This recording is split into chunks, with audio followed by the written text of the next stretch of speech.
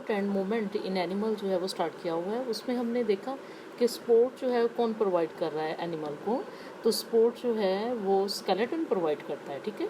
तो 3 तरह के स्केलेटन हैं जो हमने देखे, हाइड्रोस्टैटिक स्केलेटन है और एक्सोस्केलेटन और एंडोस्केलेटन, ठीक है। पहले 2 स्केलेटन हमने स्टडी कर लिए, अब हम तीसरा स्केलेटन जो है वो देख रहे हैं, endoskeleton. The endoskeleton is primarily made up of 2 types of tissues, bones and cartilage. यानी कि बुनियादी तौर पर एंडोस्केलेटन बना हुआ है कनेक्टिव टिश्यू से, ठीक है, और वो बोन और कार्टिलेज कहलाते हैं। Both bone and cartilage are types of rigid connective tissue, ठीक है।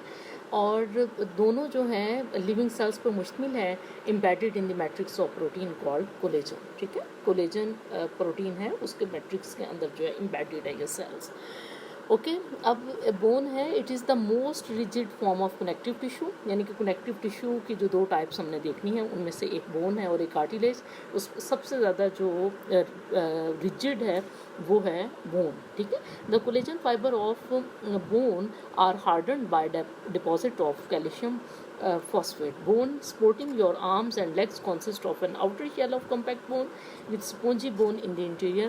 वो bones जो हमारी arms और हमारी legs में है वो बैरूनी कम्पैक्ट शेल पे मुश्तमिल है, ठीक है, और अंदरूनी उसका जो बोन की जो साख्त है वो स्पॉन्जी है। Compact bone is dense and strong, यानी कि वो मजबूत है, सख्त है, and provides an attachment site for muscles, और मसल्स उसके साथ अटैच होते हैं, ठीक है। Spongy bone is light, rich in blood vessels and highly porous. तो स्पॉन्जी जो अंदरूनी बोन है, जो स्पॉन्जी है वो हल्की है, ठीक है, और उसमें बहुत ज़्यादा ब्लड वेसल्स हैं और वो उसमें वो पोरस है, ठीक है। The cavities of spongy bone contain bone marrow where blood cells are formed. तो स्पॉन्जी बोन के अंदर जो कैविटीज़ हैं उनमें बोन मैरो जो है वो मौजूद है और वहाँ पे ब्लड के सेल्स बनते हैं। There are 3 types of cells associated with bone. Bone के साथ 3 तरह के सेल्स एसोसिएटेड हैं। बोन फॉर्मिंग सेल्स हैं, नंबर 1 ओस्टियोब्लास्ट कहलाते हैं। मेच्योर बोन सेल्स ओस्टियोसिस्ट हैं, and then bone dissolving cell osteoblast, ठीक है। तो यहाँ पे आप देखें जो यानी कि बोन फॉर्मिंग सेल, ठीक है, यानी कि डायग्राम में स्टेम सेल है, यानी कि बोन मैरो के जो सेल्स हैं स्टेम सेल कहला रहे हैं, ठीक है। फिर ओस्टियोब्लास्ट हैं जो बोन फॉर्म करते हैं, बनाते हैं।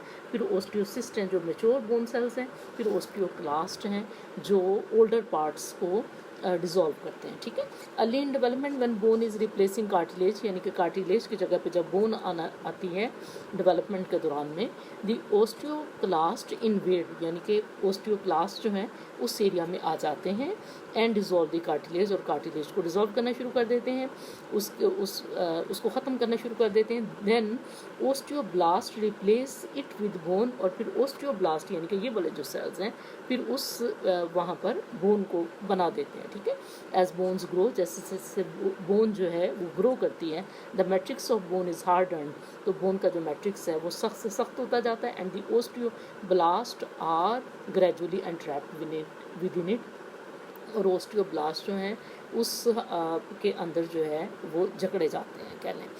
तो दूसरे नंबर पे जो कनेक्टिव टिश्यू है जो स्केलेटन में पाया जाता है वो कार्टिलेज है। It is much softer than bone, it is a form of connective tissue, it covers end of the bones at the joint and also support the flexible portion of nose and external ears. The living cells of cartilage are called chondrocytes. इसके जो living cells है वो chondrocytes कहला रहे हैं, ठीक है। these cells secrete flexible elastic non-living matrix collagen that surrounds the chondrocytes. No blood vessels penetrate into this cartilage. There are 2 main types of cartilage, hyaline cartilage and elastic cartilage. It is the most abundant type in human body. It is found at the movable joints. So elastic cartilage, it has matrix containing bundles of collagen fibers. It forms external pinnae of ear and the epiglottis. Okay.